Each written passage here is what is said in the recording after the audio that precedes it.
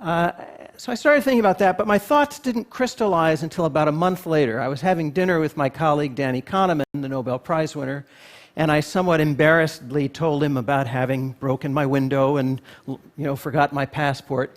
And Danny shared with me that he'd been practicing something called prospective hindsight.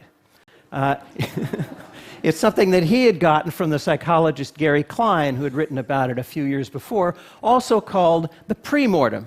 Now, you all know what the postmortem is. Whenever there's a disaster, a team of experts come in and they try to figure out what went wrong, right? Well, in the premortem, Danny explained, you look ahead and you try to figure out all the things that could go wrong, and then you try to figure out what you can do to prevent those things from happening or to minimize the damage. So what I want to talk to you about today are some of the things we can do in the form of a premortem. Some of them are obvious, some of them are not so obvious. I'll start with the obvious ones. Around the home, designate a place for things that are easily lost.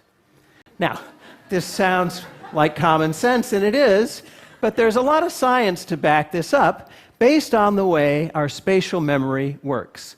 There's a structure in the brain called the hippocampus that evolved over tens of thousands of years to keep track of the locations of important things.